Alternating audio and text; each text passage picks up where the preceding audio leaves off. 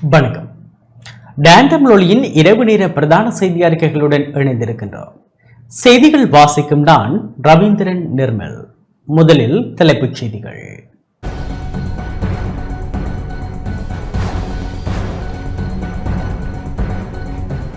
அரசு சேவையை பலப்படுத்த நடவடிக்கை எடுக்கப்படும் என ஜனாதிபதி அன்றகுமார் திசாநாயக்க உறுதி. பிப்ரவரி 4ஆம் தேதி கிளிநொச்சியில் மாபெரும் போராட்டம் ஒன்றை முன்னெடுக்கவுள்ளதாக வெளிந்து காணாமல் ஆக்கப்பட்ட உறவுகளின் சங்கத்தினர் தெரிவிப்பு. யாழ்ப்பாணத்திலிருந்து கொழும்பு நோக்கி சென்ற ரயில் ஓமந்தை பகுதியில் தடம் புரள்வு. ஸ்ரீலங்கன் ஏர்லைன்ஸ் நிறுவனத்தை அரசுக்கு சொந்தமான நிறுவனமாக பேண நடவடிக்கை. இந்திய குடியரசு தின நிகழ்வு இலங்கையில் கொண்டாட்டம்.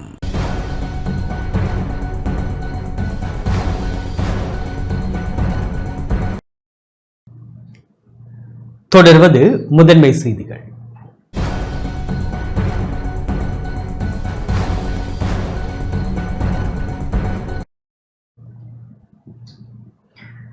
அரசு ஊழியர்களுக்கு நியாயமான அடிப்படை சம்பள அதிகரிப்பு வழங்கப்படும் என ஜனாதிபதி அனுர்குமார் திசாநாயக்க தெரிவித்துள்ளார். பொதுமக்கள் உரிமை என்ற வகையிலும் அரசு அதிகாரிகளின் பொறுப்பு என்ற வகையிலும் அரசு சேவையை பலப்படுத்த நடவடிக்கை எடுக்கப்படும் என ஜனாதிபதி அனுர்குமார் திசாநாயக்க தெரிவித்துள்ளார். தற்போதுள்ள அரசு சேவையில் பிரஜைகள் திருப்தி அடையவில்லை என சுட்டிக்காட்டிய ஜனாதிபதி அரசாங்க சேவையை டிஜிட்டல் மயமாக்குவதன் ஊடாக பிரஜைகளுக்கு வினைத்திறனான சேவையை வழங்க எதிர்பார்ப்பதாகவும் தெரிவித்தார். அனுராதபுரம் மாவட்ட செயலகத்தில் இன்று நடைபெற்ற அனுராதபுரம் மாவட்ட ஒருங்கிணைப்பு குழு கூட்டத்திலேயே ஜனாதிபதி அனுர்குமார் திசாநாயக்க இவ்வாறு தெரிவித்தார். எதிர்வரும் ஜூன் மாதத்துக்குள் அரசு சேவையில் சரியான தரவு கட்டமைப்பு ஒன்றை தயாரிப்பதற்கு செயலாற்றி வருவதாகவும் தற்போது அரசு சேவையில் உள்ள தரவுகளின் அடிப்படையில் சரியான தீர்மானங்களை எடுப்பதற்கான இயலுமை இல்லை எனவும் ஜனாதிபதி இதன்போது சுட்டிக்காட்டினார். அரசு ஊழியர்களுக்கான நியாயமான அடிப்படை சம்பள அதிகரிப்பு மற்றும் ஓய்வூதியம் பெறுவோரின் சம்பள முரண்பாடுகளை 3 வருடங்களுக்குள் முடிவுக்கு கொண்டு வருவது தொடர்பான முன்மொழிவுகள் இந்த ஆண்டுக்கான வரவு செலவு திட்டத்தில் முன்வைக்கப்படும் எனவும் ஜனாதிபதி தெரிவித்தார். அரசு சேவையை பலப்படுத்துவது மற்றும் அரசு சேவைக்கான செலவை நிர்வகிப்பதன் அவசியம் குறித்து இக்கலந்துரையாடலில் கவனம் செலுத்தப்பட்டது. இக்கலந்துரையாடலில் அரசு சேவையில் காணப்படும் அத்தியாவசியமான 30,000 வெற்றிடங்களுக்கு ஆட்சேர்ப்பு செய்ய வேண்டியதன் அவசியம் குறித்து கவனம் செலுத்தப்பட்டதுடன் அது தொடர்பான நிதி ஒதுக்கீடுகளுக்கான முன்மொழிவுகளை இவ்வருட வரவு செலவு திட்டத்தில் முன்வைப்பது குறித்தும் கவனம் செலுத்தப்பட்டது. தொழில்நுட்ப காரணங்களால் நேர்முக பரீட்சைகள் தாமதமாக கூடிய வெற்றிடங்கள் குறித்தும் இங்கு ஆலோசிக்கப்பட்டதுடன் ஒருங்கிணைந்த அரசு சேவை மூலம் மனித வளத்தை சரியான முறையில் முகாமைத்துவம் செய்வது குறித்தும் கவனம் செலுத்தப்பட்டது. அனுராதபுரம் மாவட்டத்தின் கல்வி, சுகாதாரம், நீர்ப்பாசனம், விவசாயம், காட்டு யானைகள் பிரச்சனைகள் உள்ளிட்ட பல விடயங்கள் தொடர்பில் இதன்போது ஜனாதிபதியின் கவனத்துக்கு கொண்டு வரப்பட்டது. அனுராதபுரம் மாவட்டத்தை சுற்றுலா பிரதேசமாக அபிவிருத்தி செய்வதற்கான சாத்தியக்கூறுகள் தொடர்பில் கலந்துரையாடப்பட்டதுடன் சிட்டி பிராண்டிங் முறையை பயன்படுத்தி அனுராதபுரத்தை சுற்றுலா பயணிகளை கவரும் இடமாக மாற்றுவது தொடர்பிலும் கலந்துரையாடப்பட்டது. உள்நாட்டு சுற்றுலா பயணிகள் அதிகம் வருகை தரும் அனுராதபுரத்தை வெளிநாட்டு சுற்றுலா பயணிகளுக்காக திறப்பதற்கான பெரும் சாத்தியங்கள் காணப்படுவதுடன் இலங்கையின் முதல் ராசதானி மற்றும் முதலாவது குளம் கட்டப்பட்ட இடம் என்ற வகையில் வெளிநாட்டவர்களை கவரும் வகையில் மேம்படுத்துவது குறித்து கவனம் செலுத்தப்பட்டது. சமூக மனப்பான்மையில் மாற்றத்தை ஏற்படுத்தி சிறந்த சமூகத்தை உருவாக்க கிளீன் ஸ்ரீலங்கா வேலை திட்டத்தை நடைமுறைப்படுத்த வேண்டியதன் அவசியம் இதன்போது ஜனாதிபதியால் வலியுறுத்தப்பட்டது.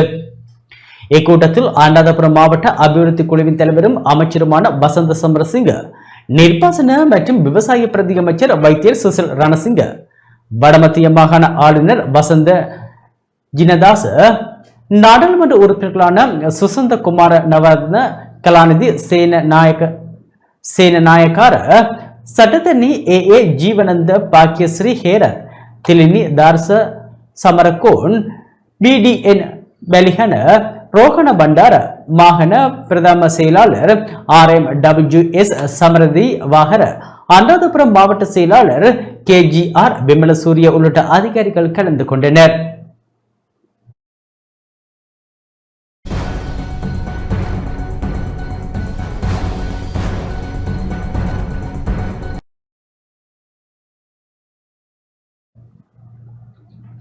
எதிர்வரும் பிப்ரவரி மாதம் 4ஆம் தேதி கிளிநொச்சியில் மாபெரும் போராட்டம் ஒன்றை முன்னெடுக்கவுள்ளதாக வெளிந்து காணாமல் ஆக்கப்பட்ட உறவுகளின் சங்கத்தினர் தெரிவித்துள்ளனர்.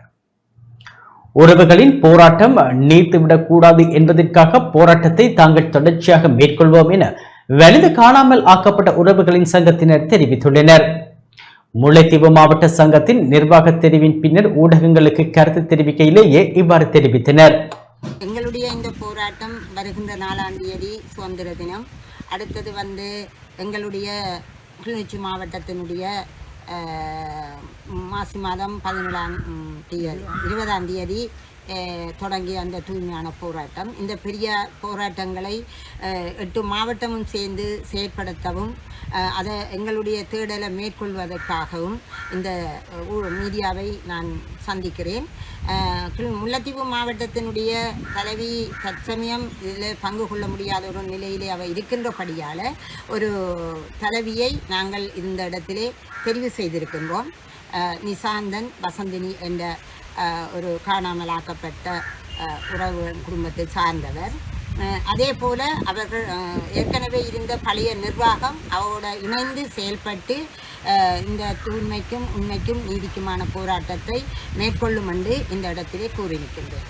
தற்பொழுது முல்லைத்தீவு மாவட்டத்திலே வலிந்தர் காணாமலாக்கப்பட்ட தலைவியினுடைய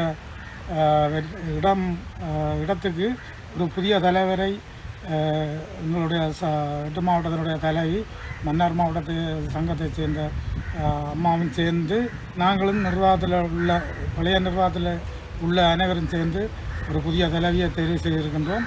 இந்த முல்லைத்தீவு மாவட்டத்தினுடைய வலிந்து காணாமலாக்கப்பட்ட உறவுகளின் போராட்டங்கள் நீத்துவிடக்கூடாது என்பதற்காக நாங்கள் தொடர்ந்தும் இந்த போராட்டத்தை முன்னெடுக்க வேண்டிய ஒரு கட்டாய சூழலில் இருக்கிறோம். அந்த வகையிலே இன்றைய தினம் என்னை தற்காலிகமாக ஒரு செயலாளராக நியமித்துள்ளார்கள். ஆகவே இந்த காலப்பகுதியில் நாங்கள் எப்படி முதல் செயல்பட்டோமோ அதே வேகத்தில் நாங்கள் இந்த போராட்டத்தை முன்னெடுப்போம் என கூறிக்கொள்வதோடு வருகின்ற 4ஆம் தேதி சுதந்திர தின அன்றைய போராட்டம் ஒன்று கிளிநொச்சியில் இடம்பெற உள்ளது. அதற்கு எமது சங்கத்தில் உள்ள நிர்வாக உறுப்பினர்களும் காணாமலாக்கப்பட்டவர்களுடைய பெற்றோர்களும் உறவினர்களும் கட்டாயம் கலந்து கொள்ளுமாறு கேட்டுக்கொண்டு நிர்வாகத்தில் உள்ள ஆக்களை நாங்கள் பழைய நிர்வாகம் தான் அதில் இருந்த ஒரு தலைவியை நாங்கள் தேர்ந்தெடுத்திருக்கிறோம் தற்காலிகமாக ஒரு 3 மாதத்துக்கு. அதுக்கு பிறகு 3 மாதத்துக்கு பிறகு ஒரு பொதுக்கூட்டம் வந்து வச்சு அதில் தலைவி செயலாளர் பொருளாளரை நாங்கள் தெரிஞ்செடுப்போம் என்று சொல்லி முல்லைத்தீவு மாவட்ட தலைவி இல்லாத காரணத்துக்காக இப்போ ஒரு தலைவியை நாங்கள் தேர்ந்தெடுத்திருக்கிறோம். இன்றைக்கு நான் எங்களோட பழைய தலைவி இல்லாதபடியாக நான் இன்றைக்கு இந்த போராட்டத்துக்காண்டி நாங்கள் கைவிடக்கூடாதுன்றபடியால் இந்த போராட்டத்துக்காண்டி நான் தலைவியாக என்னை தெரிவு செய்யப்பட்டுள்ளது. நான் இந்த போராட்டத்தை தற்காலிகமாக 3 மாதம் எங்களோட கூட்டம் நடைபெறவட்டும் 3 மாதமாக நான் தலைவியாக இந்த பொறுப்பை ஏற்றுக்கொண்டு நான் போராட்டம் கொண்டு நடத்துகிறேன். யாழ்ப்பாணத்தில் இருந்து கொழும்பு நோக்கி சென்ற ரயில் ஓமந்தை பகுதியில் இன்று தடம் புரண்டது. யாழ்ப்பாணத்திலிருந்து கொழும்பு நோக்கி இன்று மதியம் 2:15 மணியளவில் புறப்பட்ட ரயில் ஓமந்தை பகுதியில் சுமார் 4:30 மணியளவில் தடம் புரண்டது. யாழ்ப்பாணத்திலிருந்து கொழும்பு நோக்கி சென்று கொண்டிருந்த கடகதி புகையிரதம் ஓமந்தை பகுதியில் சென்று கொண்டிருக்கையில் கொழும்பில் இருந்து யாழ் நோக்கி புகையிரதம் வருகை தந்ததன் காரணமாக அடுத்த தடத்துக்கு மாற்றிய போதே இந்த விபத்து ஏற்பட்டுள்ளது. இதன் காரணமாக 2 புகையிரத பெட்டிகள் வழித்தடத்தில் இருந்து கீழே இறங்கியுள்ளதுடன் தண்டவாளத்துக்கும் பெரும் சேதம் ஏற்பட்டுள்ளது.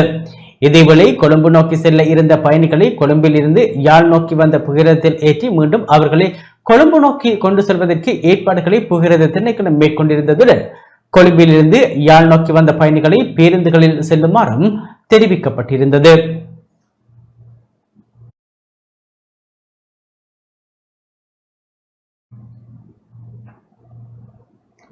ஸ்ரீலங்கன் ஏர்லைன்ஸ் நிறுவனத்தை அரசுக்கு சொந்தமான நிறுவனமாக பேண நடவடிக்கை எடுக்கப்பட்டுள்ளது.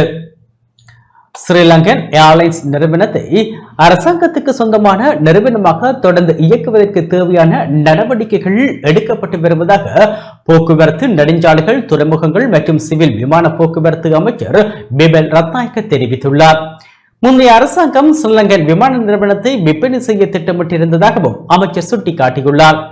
துறைமுகங்கள் மற்றும் சிவில் விமான போக்குவரத்து அமைச்சர் நடைபெற்ற கலந்துரையாடலுக்கு பிறகு ஊடகங்களுக்கு கருத்து தெரிவிக்கும் போது அமைச்சர் பிமல் ரத்நாயக்க இவ்வாறு தெரிவித்தார்.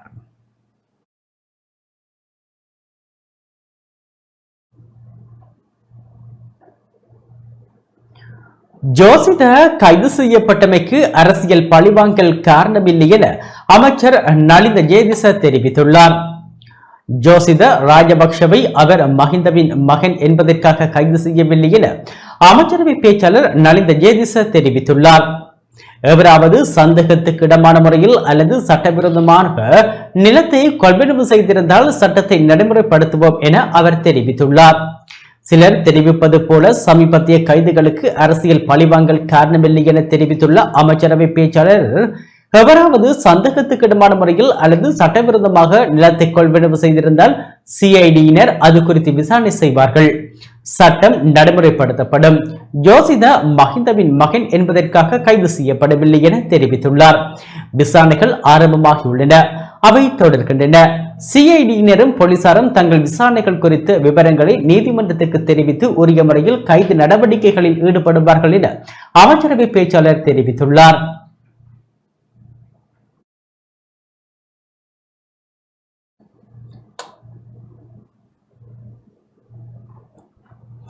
யாழ்ப்பாண பல்கலைக்கழகத்தின் பொன்விழா நிகழ்வுகள் எதிர்வரும் ஏப்ரல் மாதம் 26, 27, 28 ஆகிய தினங்களில் முன்னெடுக்கப்படவுள்ளது. யாழ்ப்பாண பல்கலைக்கழகத்தின் 50வது ஆண்டு பூர்த்தியை தொடர்ந்து பொன்விழா நிகழ்வுகள் எதிர்வரும் ஏப்ரல் மாதம் 26, 27, 28 ஆகிய தினங்களில் முன்னெடுக்கப்படவுள்ளதாக பல்கலைக்கழகத்தின் கலைப்பீட பழைய மாணவர் சங்கத்தின் தலைவர் இமானுவேல் ஆர்னால்ட் தெரிவித்துள்ளார். யாழ்ப்பாண பல்கலைக்கழகத்தின் கலைப்பீடத்தில் கல்வி கற்ற பழைய மாணவர்கள் ஒன்றிணைந்து பொன்விழா நிகழ்வினை நடாத்த தீர்மானித்துள்ளனர். இதற்காக உருவாக்கப்பட்ட ஏற்பாட்டு குழுவின் ஊடக சந்திப்பு யாழ்ப்பாண பல்கலைக்கழகத்தில் இடம்பெற்றது. எங்களுடைய பல்கலைக்கழகத்தினுடைய பொன்விழா ஆண்டை கலைப்பீட மாணவர்கள் பழைய மாணவர்கள் சேர்ந்து மிகச் சிறப்பாக கலைப்படத்தின் ஊடாக இதனை சிறப்பாக நடத்துவதற்கு முன்வந்துள்ளோம். இந்த ஆண்டினுடைய 2025ஆம் ஆண்டு ஏப்ரல் மாதம் 26, 27, 28 நாள்களில் கலைப்பீட பழைய மாணவர்களாக நாங்கள் ஒன்று சேர்ந்து எங்களுடைய பல்கலைக்கழகத்தினுடைய பொன்விழா ஆண்டை மிக சிறப்பான முறையில் நடாத்துவதற்கு 3 நாட்கள் அதனை நாங்கள் மிக திறமையாக திட்டமிட்டுள்ளோம். ஆகவே புலம்பெயர் தேசத்தில் இருக்கக்கூடிய எங்களுடைய மாணவர்கள் தங்களுடைய தாயகத்துக்கு வருவதாக இருந்தால் இந்த நாட்களை தெரிவு செய்வதற்கும், அது மட்டுமல்லாமல் புத்தாண்டோடு ஒன்றித்து இது இருக்கின்றபடியாக விடுமுறைக்குள்ளே உட்படுத்தி இந்த பல்கலைக்கழகத்தில் நடக்கின்ற பொன்விழா ஆண்டிலே கலந்து இந்த பொன்விழா ஆண்டை சிறப்பிக்குமாறு நாங்கள் கோரி நிற்கின்றோம். ஏப்ரல் மாதம் 26ஆம் நாள் காலை 9 மணியிலிருந்து பொன்விழா ஆண்டை நினைவுபடுத்துபவமாக கலைப்பீட பழைய மாணவர் ஒன்றியத்தினால் ஒரு மலரினை வெளியிடுகின்றோம். தொடர்ந்து எங்களுடைய இளைப்பாறிய கலைப்பீடத்தைச் சேர்ந்த விரிவுரையாளர்கள் அனைவருக்கும் நாங்கள் ஒரு கௌரவிப்பு நிகழ்வையும் ஏற்பாடு செய்திருக்கின்றோம். அதே போன்று 27ஆம் நாள் பழைய மாணவர்கள் எல்லோரும் இணைந்து எங்களுக்கே உரித்தான விளையாட்டுப் போட்டிகளை ஏற்பாடு செய்திருக்கின்றோம். 3ஆம் நாள் இறுதி நாள் நிகழ்வு காலை 9 மணி முதல் மதியம் 2 மணி வரை குருதி கொடை நிகழ்வை எங்களுடைய 50வது ஆண்டு நிகழ்வாக நாங்கள் ஏற்பாடு செய்திருக்கின்றோம். தொடர்ந்து மாலை எங்களுடைய கலைப்பீடத்தை சேர்ந்த பழைய மாணவர்கள் எல்லோரும் ஒன்று சேர்ந்து ஒரு ஒன்று கூடலை நாங்கள் ஏற்பாடு செய்திருக்கோம். கலைப்பீடத்தினுடைய பழைய மாணவர்களும் இந்த நிகழ்ச்சி நிரலுக்கு ஏற்றது போன்று தங்களுடைய நேர சுசியை ஏற்பாடு செய்து விடுமுறைகளை ஏற்பாடு செய்து எங்களுடைய பொன்விழா ஆண்டிலே கலந்து சிறப்பிக்குமாறு தாழ்மையோடு நான் வேண்டி நிற்கின்ற இந்த இடத்திலே கலைப்பீட பழைய மாணவர் ஒன்றியம் உருவாக்கப்பட்டிருக்கிறது. பல மாணவர்கள் அதிலே பழைய மாணவர்கள் இணைந்திருக்கிறார்கள். அவர்கள் இணைந்து தங்களுடைய அடையாளமாக மிக சிறப்பாக தங்களுடைய ஒன்று கூட நிகழ்வை நடத்த இருக்கிறார்கள். அதோடு இணைந்து கலைப்பீடத்துக்கு தங்களால் இயன்ற உதவிகளையும் செய்வதற்கு அவர்கள் தயாராக இருக்கிறார்கள். நாங்கள் அனைவரும் ஒரே குடும்பமாக ஒன்றிணைந்து கலைப்பீட பழைய மாணவர்கள் அனைவரும் இங்கு வருகை தந்து இந்த ஒன்று கூடல் நிகழ்வை மிகச்சிறப்பாக முன்னெடுப்பதற்கு நாங்கள் தயாராவோம். இப்போது இருக்கக்கூடிய கலைப்பீடம் சார்பிலே அவருடைய பீடாதிபதியாக உங்கள் அனைவரையும் வரவேற்பதிலே நான் மகிழ்வடைகிறேன். 27ஆம் தேதி மாலை நடக்கும் கலை நிகழ்ச்சி ஒரு பொன் மாலை மயக்கும் பொழுதாக இது அமையும்.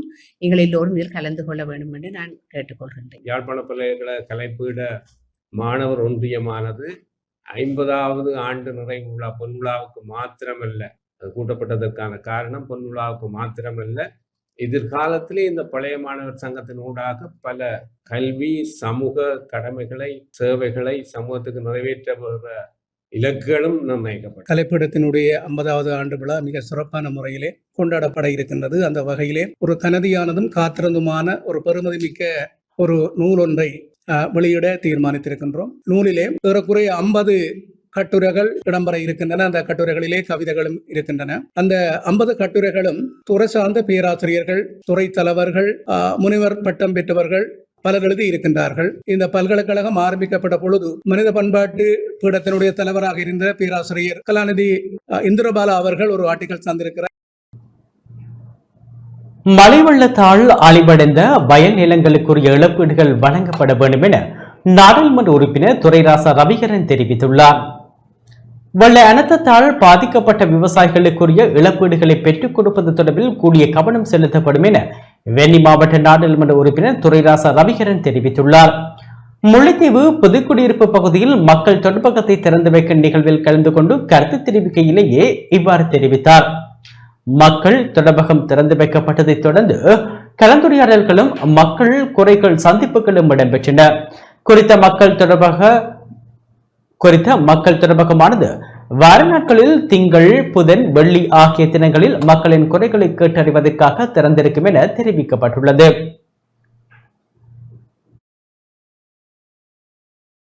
ஒவ்வொரு கிழமையும் திங்களும் புதனும் வெள்ளியும் ஒவ்வொரு வாரத்தில் 3 நாட்கள் இங்கே புதுக்குடியிருப்பு அலுவலகம் இயங்கும் என்பதையும் அதற்கு தனியான தொலைபேசி இலக்கங்களும் வழங்கப்பட்டிருக்கின்றது.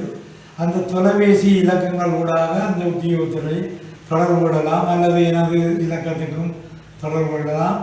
மழையா நெற்கள் அறுவடை செய்வதற்கு காத்திருந்த நேரத்தில் இந்த மழைகள் பெய்யப்பட்டதால் அந்த அறுவடைகளில் முழுமையான பயனை அடைய முடியாமல் பல மக்கள் எனக்கு முறைப்பாடுகளை செய்திருந்தார்கள். பெரும்பகுதியான நெற்கள் சேதமடைந்து உள்ளதையும் மற்றது மன்னாகண்டல், ஒட்டுசுட்டான் பகுதி இந்த பகுதிகளிலும் இருந்து எனக்கு அறிய தந்திருந்தார்கள். இந்த அழிவுகள் மிகப்பெரிய பலத்த அழிவுகளை இந்த விவசாயிகளுக்கு இறுதி நேரத்தில் ஏற்படுத்தி இருப்பதை எனக்கு எழுத்து மூலமாகவும் கடிதம் சொல்லி தந்திருந்தார்கள். எதிர்வரும் 30ஆம் தேதி காலை 9 மணிக்கு புதுக்குடியிருப்பு பிரதேச ஒருங்கிணைப்பு குழு கூட்டம் இருப்பதால் அந்த கூட்டத்தில் இந்த கருத்துக்களை உரிய இடங்களுக்கு கொண்டு செல்வதற்காக இந்த விவசாயிகளுக்குரிய அழிவுகளை பெற்றுக் கொடுக்க வேண்டும் என்பதற்காக மக்களால் பெறப்பட்ட கோரிக்கைகளை நான் நிச்சயமாக அந்த கூட்டங்களில் சமர்ப்பித்து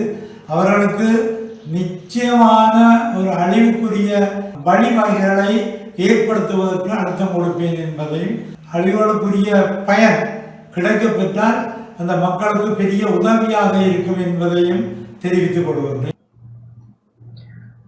யாழ்ப்பாணம் வடமராட்சி கிழக்கு தென்மராட்சி இணைக்கும் முக்கிய வீதியில் அதிகளவான வெள்ள நீர் தேங்கி நிற்பதால் மக்கள் பாதிக்கப்பட்டுள்ளனர். யாழ்ப்பாணம் வடமராட்சி கிழக்கு மற்றும் தென்மராட்சி இணைக்கும் முக்கியமான வீதியில் அதிகளவான வெள்ள நீர் தேங்கி நிற்பதால் மக்களின் போக்குவரத்து முற்றாக தடைப்பட்டுள்ளது. தென்மராட்சி வரணி மாசரி பகுதியையும் வடமராட்சி கிழக்கு குடத்தனை பகுதியையும் இணைக்கும் இவ்வீதியானது இரு பகுதி மக்களுக்கும் பிரதான வீதியாக காணப்படுகின்றது. விவசாயிகள், வியாபாரிகள் தமது தொழில் நிமித்தம் இந்த வீதியை பயன்படுத்தி வருகின்றனர். இந்த நிலையில் மழை காலங்களில் குறித்த வீதியில் வெள்ள நீர் தேங்கி நிற்பதால் விவசாயிகள், வியாபாரிகள் பாரிய போக்குவரத்து சிரமங்களை எதிர்நோக்கியுள்ளனர். நீண்ட காலமாக புனரமைப்பு செய்யப்படாது வெள்ள நீர் தேங்கி காணப்படும் இந்த வீதியை புனரமைத்து தருமாறு சம்பந்தப்பட்ட அதிகாரிகளிடம் மக்கள் கோரிக்கை விடுத்துள்ளனர்.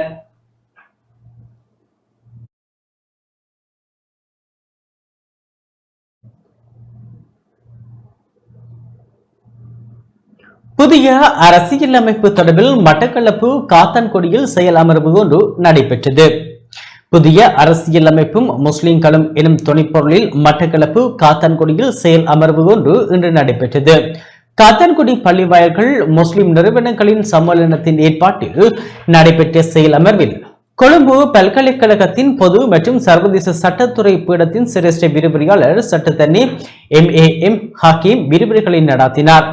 பொறியியலாளர் AAM தௌபீக் தலைமையில் நடைபெற்ற இந்த செயலமர்வில் மௌலவி இல்ஹாம் உட்பட சம்மேளன பிரமுகர்கள், சட்டத்தன்னிகள், சிவில் சமூக பிரதிநிதிகள், சமூக ஆர்வலர்கள் என பலரும் கலந்து கொண்டனர். புதிய அரசியலமைப்பில் கிழக்கு மாகாண முஸ்லிம்கள் பரிந்துரைக்க வேண்டிய விடயங்கள் தொடர்பிலும் கலந்துரையாடப்பட்டன.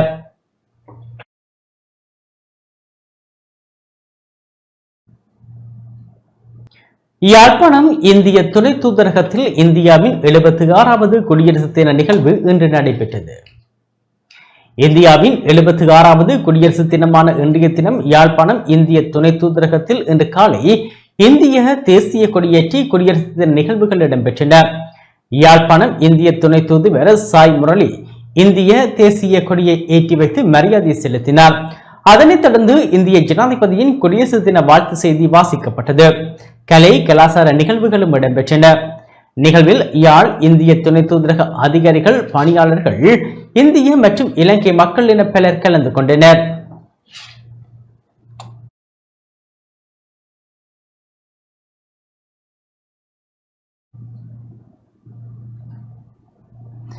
இந்தியாவின் 76வது குடியரசு தினமான இன்றைய தினம் பலாலியில் உள்ள இந்திய அமைதிப்படையினரின் நினைவிடத்தில் அஞ்சலி நிகழ்வுகள் இடம்பெற்றன. இந்திய துணை தூதுவர் சாய் முரளி, யாழ் மாவட்ட ராணுவ தளபதி மேஜர் ஜெனரல் யஹம்பத் உள்ளிட்டோர் மலர் வளையம் வைத்து அஞ்சலி செலுத்தினர்.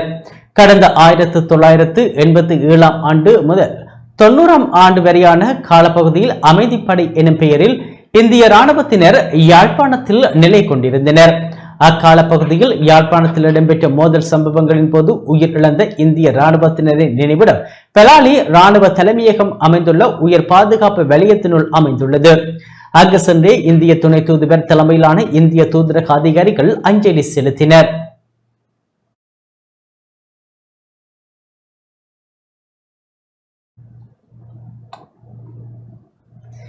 இந்தியாவின் 76வது குடியரசு தின நிகழ்வு கண்டி உதவி இந்திய தூதுவர் VS சரண்யா தலைமையில் கண்டியில் உள்ள இந்திய உதவி உயர்ஸ்தானிகரின் உத்தியோகபூர்வ இல்லத்தில் இன்று நடைபெற்றது.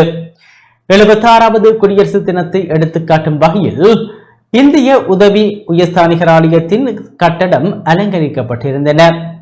இந்நிகழ்வுக்கு மலையகத்தில் வாழும் இந்திய குடும்பங்கள் உட்பட அஸ்கரியா மல்வத்த பீடங்களின் பிரதிநிதிகள் மற்றும் அனுநாயக்க தேர்கள், இந்து இஸ்லாமிய சமய பெரியோர்கள், அரசியல் பிரமுகர்கள், கண்டி தமிழ் வர்த்தகர் சங்க பிரதிநிதிகள் வருகை தந்திருந்தனர்.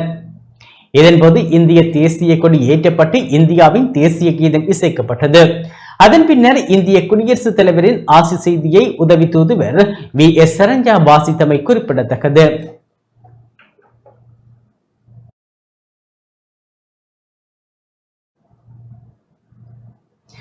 இந்தியாவின் 76வது குடியரசு தின கொண்டாட்டங்கள் கொழும்பில் உள்ள இந்திய உயர்ஸ்தானிகர் ஆலயத்தில் இன்று கொண்டாடப்பட்டது. இந்திய உயர்ஸ்தானிகரின் வாசஸ்தலமான இந்திய இல்லத்தில் பதில் உயர்ஸ்தானிகர் டாக்டர் சத்யாஞ்சல் பாண்டே அவர்கள் இந்தியாவின் தேசிய கொடியினை ஏற்றி வைத்து அணிவகுப்பு மரியாதையினையும் பார்வையிட்டிருந்தார். அத்துடன் இந்திய ஜனாதிபதி அவர்களது குடியரசு தின உரையின் முக்கிய அம்சங்களும் பதில் உயர்ஸ்தானிகரால் இங்கு வாசிக்கப்பட்டது. இந்நிகழ்வில் இலங்கை கடற்படையினரின் இசைக்குழாமினர் பாடல்களை இசைத்திருந்த அதே சமயம் உயர்ஸ்தானிகர் ஆலயத்தின் கலாசார பிரிவான சுவாமி விவேகானந்தா கலாசார நிலையம் ஒரு கலாசார நிகழ்வினையும் ஒழுங்கமைத்திருந்தது. பல்வேறு மாநிலங்கள் ஒரே உணர்வு இந்தியா என்ற துணைப்பொருளின் கீழ் இந்திய கலாசார சங்கத்தினால் இந்திய சமூகங்களை சேர்ந்த சிறுவர்களை ஒன்றிணைத்து தேசபக்தி பாடல்களும் இசைக்கப்பட்டிருந்தன. அதேபோல சுவாமி விவேகானந்தா கலாசார நிலையத்தின் மாணவர்கள் இந்திய தேசிய பாடலான வந்தே மாதரம் பாடலுக்கு நடன ஆற்றுகை ஒன்றையும் அரங்கேற்றியிருந்தமை குறிப்பிடத்தக்கது. இந்நிகழ்வுகளில் இந்திய சமூகத்தின் பல நூற்றுக்கணக்கானோர் கலந்து கொண்டிருந்ததுடன் இதேவேளை பதில் உயர்ஸ்தானிகர் மற்றும் இந்திய உயர்ஸ்தானிகர் ஆலய காரியாலயத்தின் அதிகாரிகள் இந்திய அமைதி காக்கும் படையினரின் நினைவு தூவியில் உயிர் தியாகம் செய்த இந்திய அமைதி காக்கும் படை வீரர்களுக்கு தமது அஞ்சலிகளை செலுத்தியிருந்தனர்.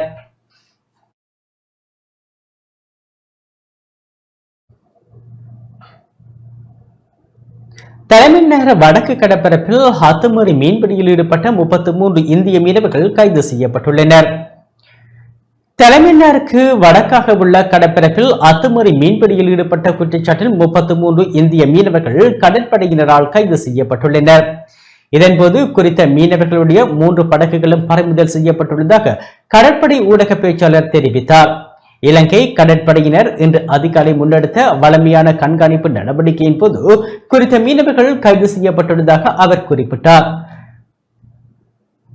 செய்யப்பட்ட இந்திய மீனவர்களும் படகுகளும் இலங்கைக்கு கொண்டு வரப்பட்டதுடன் மேலதிக சட்ட நடவடிக்கைகளுக்காக கிளிநொச்சி கடற்றொழில் உதவி பணிப்பாளர் அலுவலகத்தில் ஒப்படைக்கப்பட உள்ளதாக கடற்படை பேச்சாளர் தெரிவித்திருந்தார்.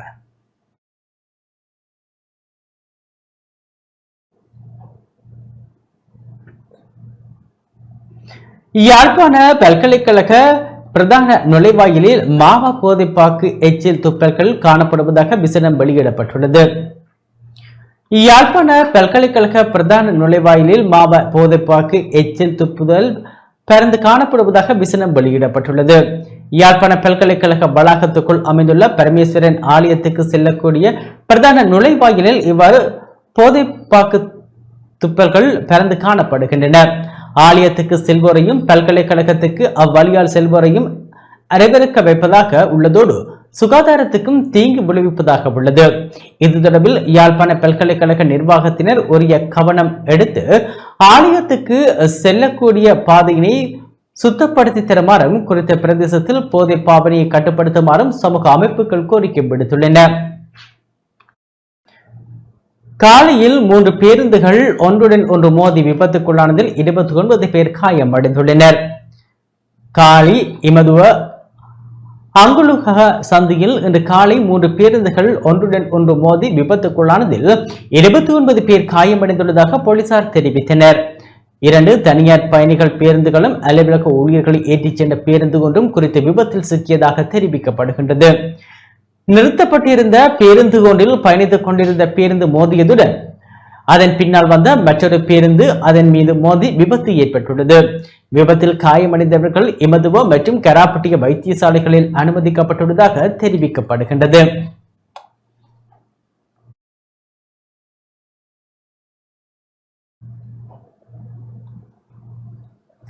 திருகோணமலை ஏச்சிலம்பற்றில் மீன்பிடிக்க சென்ற நபர் ஒருவர் காணாமல் போயுள்ளார். திருகோணமலை இலங்கை துறைமுகத்துவாரம் களப்பு கடலுக்கு மீன்பிடிக்க சென்ற மீனவர் ஒருவரை காணவில்லை என ஏச்சிலம்பற்று போலீஸ் நிலையத்தில் முறைப்பாடு அளிக்கப்பட்டுள்ளது. தேடுதல் பணிகள் பிரதேச மீனவர்களால் முன்னெடுக்கப்பட்ட போதிலும் இதுவரை காணாமல் போனவரை கண்டுபிடிக்க முடியவில்லை என ஏச்சிலம்பற்று போலீசார் தெரிவித்தனர். காணாமல் போன மீனவர் மீன்பிடிக்க சென்ற தோணி களப்பில் இருந்து மீட்கப்பட்டுள்ளது. இலங்கை துறை முகத்துவாரத்தை சேர்ந்த 53 வயதுடைய மகேந்திரன் என்ற மீனவரை காணாமல் போயுள்ளார். இவர் தோணியில் மீன்பிடித்துக் கொண்டிருந்த போது மற்றொரு படகு மோதி விபத்துக்குள்ளாகி இருக்கலாம் என சந்தேகிக்கப்படுகின்றது. மீனவரின் தோணியிலும் சேதங்கள் இருப்பதையும் காண முடிந்தது. இன்று மாலை வரை பிரதேச மீனவர்கள் தேடுதலில் ஈடுபட்டனர். சம்பவம் தொடர்பிலான மேலதிக விசாரணைகளை ஈச்சிலம்பற்று போலீசார் முன்னெடுத்து வருகின்றனர்.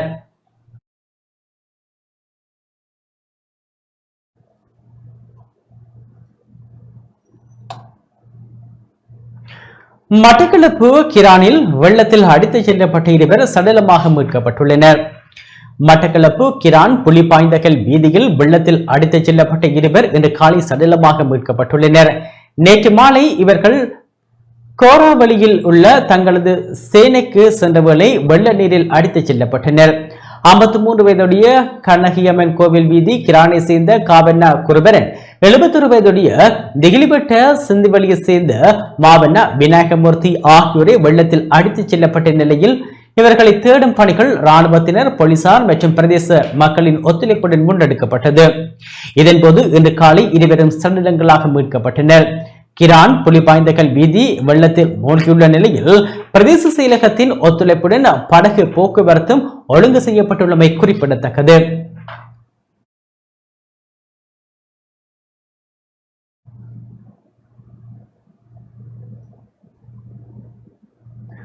மாத்தறை திககொட பகுதியில் மத்தியஸ்த சபையில் இரு தரப்பினரிடையே ஏற்பட்ட மோதலில் ஒருவர் உயிரிழந்துள்ளார். மாத்தறை திககொட பகுதியில் மத்தியஸ்த சபைக்கு சென்ற இரு தரப்பினரிடையே ஏற்பட்ட வாக்குவாதம் மோதலாக மாறியதில் ஒருவர் உயிரிழந்துள்ளதாக தெரிவிக்கப்படுகின்றது. மாத்தறை திககொட பகுதியில் மத்தியஸ்த சபைக்கு சென்ற இரு தரப்பினரிடையே ஏற்பட்ட வாக்குவாதம் மோதலாக மாறியதில் ஒருவர் உயிரிழந்துள்ளதாக தெரிவிக்கப்படுகின்றது. நேற்று பிற்பகல் திககொட பெத்தங்கவத்த விகாரையில் நடைபெற்ற மத்தியஸ்த சபை அமர்விலேயே இச்சம்பவம் இடம்பெற்றுள்ளது. மத்தியஸ்த சபைக்கு சென்ற இரு தரப்பினரிடையே ஏற்பட்ட வாக்குவாதம் முற்றி நடந்த தாக்குதலில் ஒருவர் உயிரிழந்துள்ளார். உயிரிழந்தவர் திககொட பகுதியில் வசிக்கும் 79 வயதுடையவர் என தெரிவிக்கப்பட்டுள்ளது. திககொட போலீஸ் நிலையத்தால் மத்திய சபைக்கு அனுப்பப்பட்ட முறைப்பாடு தொடர்பாக இரு தரப்பினருக்கு இடையேயான பிணக்கினை தீர்க்க நேற்று நடைபெற்ற மத்தியஸ்த சபை அமர்வில் இரு தரப்பினரும் அழைக்கப்பட்டனர். சம்பவ இடத்தில் இரு தரப்பினருக்கு இடையே ஏற்பட்ட வாக்குவாதம் தாக்குதலுக்கு வழிவகுத்தது. அதில் ஒருவர் காயமடைந்து மாத்தறை பொது மருத்துவமனையில் அனுமதிக்கப்பட்டார். காயமடைந்த நபர் பின்னர் மேலதிக சிகிச்சைக்காக கராப்பட்டிய வைத்தியசாலைக்கு மாற்றி அனுப்பப்பட்ட நிலையில் உயிர் இழந்ததாக போலீசார் தெரிவிக்கின்றனர். இந்த கொலையுடன் தொடர்புடைய சந்தேக நபர் ஒருவர் கைது செய்யப்பட்டுள்ளதுடன் திககொட போலீசார் மேலதிக விசாரணைகளை முன்னெடுத்துள்ளனர்.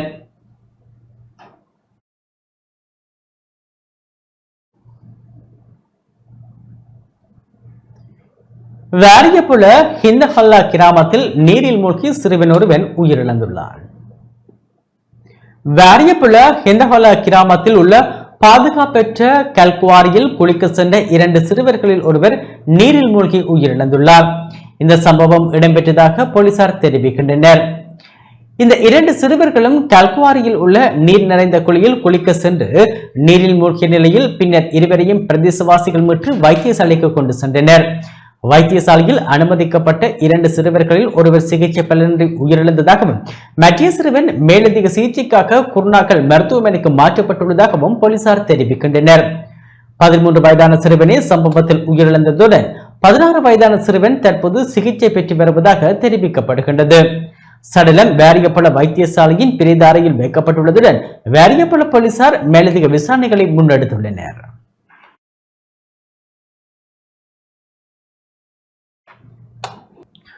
மட்டக்களப்பு பாடமீன் பொழுதுபோக்கு விளையாட்டுக் கழகம் 75வது ஆண்டு நிறைவை முன்னிட்டு பல்வேறு நிகழ்வுகளை முன்னெடுத்து வருகின்றது.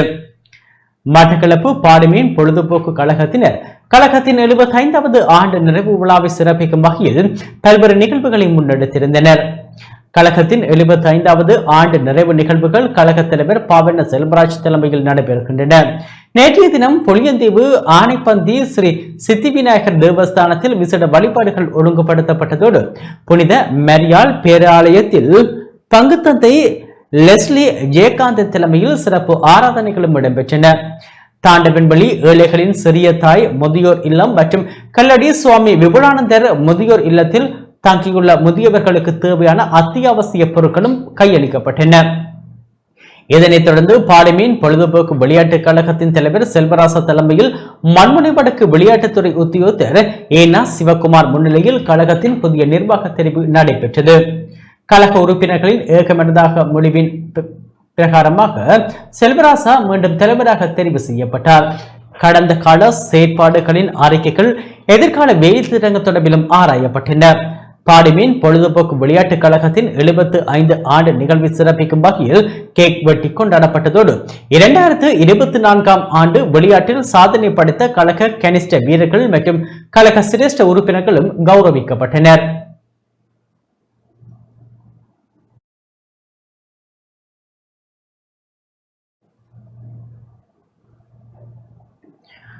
யாழ்ப்பாணம் ஸ்கந்தவிரோதிய கல்லூரி பழைய மாணவர்களின் ஏற்பாட்டில் தைப்பொங்கல் விழா இடம்பெற்றது.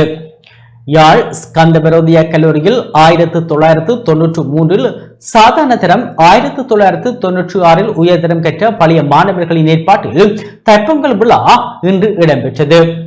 பழைய மாணவர் செயற்குழுவின் உபத்தலைவர் மாவன ராமகிருஷ்ணன் தலைமையில் கல்லூரியின் ஒற்றோர் மண்டபத்தில் நிகழ்வு இடம்பெற்றது. ஆலய வழிபாடுகளில் ஈடுபட்டதை தொடர்ந்து விருந்தினர்கள் அழைத்து வரப்பட்டு கல்லூரி மண்டபத்தில் மங்கள விளக்கேற்றலுடன் நிகழ்வுகள் ஆரம்பமாகின. இதன்போது கல்லூரி மாணவர்களின் கலை நிகழ்வுகளும் பழைய மாணவர்களின் சிறப்புரைகளும் இடம்பெற்று தேசிய ரீதியில் சாதனை படித்த மாணவர்கள் கௌரவிக்கப்பட்டு கேடயங்களும் வழங்கி வைக்கப்பட்டன.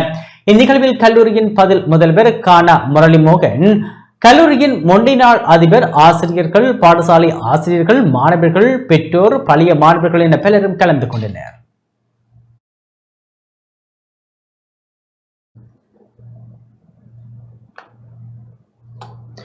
மட்டக்களப்பு திருப்பெருந்துறை மரமலர்ச்சி விளையாட்டுக் கழக மைதானத்தில் பொங்கல் விழா சிறப்பாக நடைபெற்றது.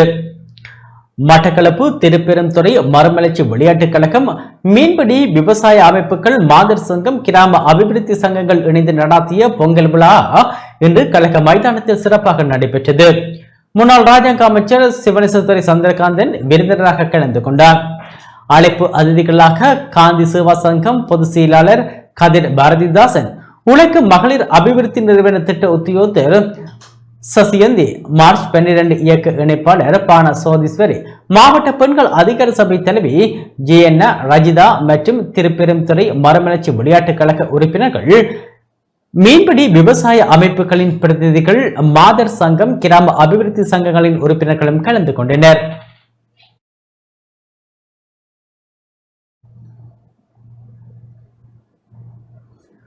மட்டக்களப்பு காத்தான்குடி அல் மதரசத்துல் இஸ்லாமிய மதரசாவின் பட்டமளிப்பு வைபவம் சிறப்பாக நடைபெற்றது. மட்டக்களப்பு காத்தான்குடி அல் மதரசத்துல் இஸ்லாமிய மதரசாவின் பட்டமளிப்பு விழாவும் கௌரவிப்பு விழாவும் நேற்று மாலை காத்தான்குடியில் நடைபெற்றது.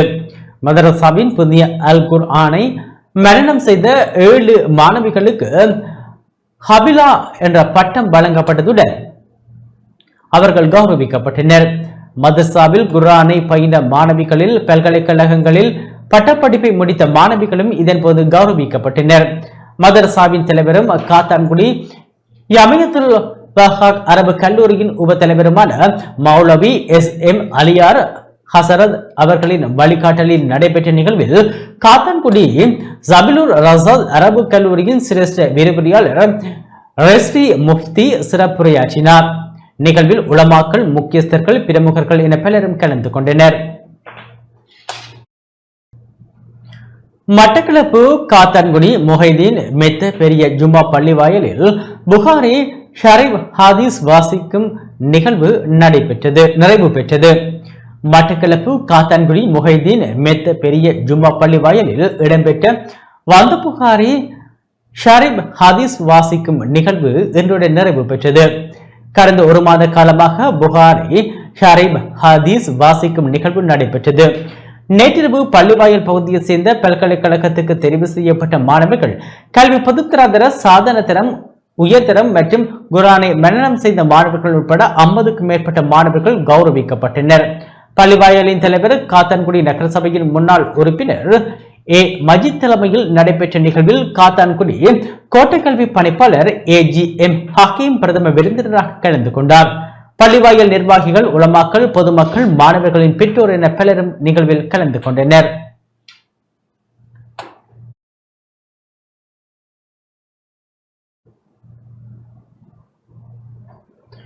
கிளீன் ஸ்ரீலங்கா வேலை திட்டத்தின் கீழ் மட்டக்களப்பு காத்தான்குடி ஆறாம்குறிச்சி தார்சலாம் பள்ளிவாயலில் சிரமதானம் நடைபெற்றது. மட்டக்களப்பு காத்தான்குடி ஆறாம்குறிச்சி தார்சலாம் பள்ளிவாயலில் இன்று காலை சிரமதானம் நடைபெற்றது. கிளீன் ஸ்ரீலங்கா வேலை திட்டத்தின் கீழ் புனித ரமலான் நோன்பு மாதத்தையொட்டி பள்ளிவாயல் ஜமாயத்தினர் சிரமதானத்தை மேற்கொண்டனர். பள்ளிவாயலில் உட்பகுதி மற்றும் வெளிப்பகுதி என்பன சிரமதானம் செய்யப்பட்டதுடன் பள்ளிவாயல் உட்பகுதியும் கழுவி துப்புரவு செய்யப்பட்டது. பள்ளிவாயல் இமாம் தௌபிக் மாலவி மற்றும் ஜமாத்தினரும் சிரமதானத்தில் கலந்து கொண்டனர்.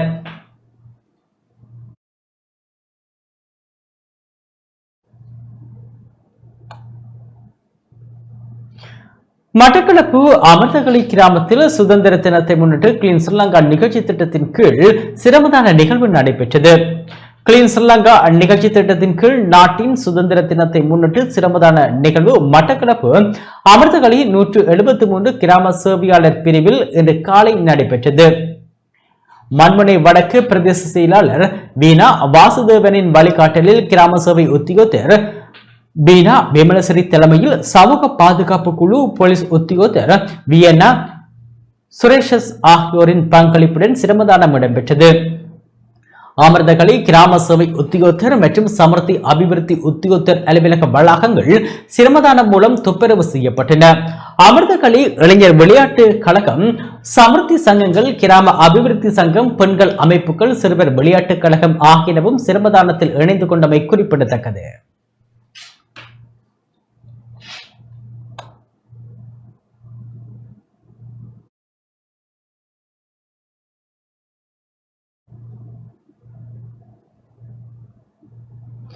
யாழ்ப்பாணம் புனித மரியன்னை பேராலயத்தில் இன்று சிறப்பு திருப்பலி இடம்பெற்றது. யாழ்ப்பாணம் புனித மரியன்னை பேராலயத்தில் இன்று ஊடக உலகுக்கான யுபிலி சிறப்பு திருப்பலி இடம்பெற்றது.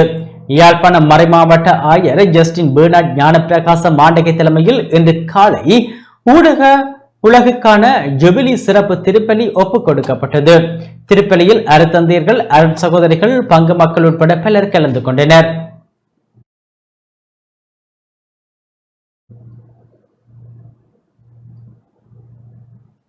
இத்துடன் நமது இந்த செய்தி அறிக்கை நிறைவு பெற்றது.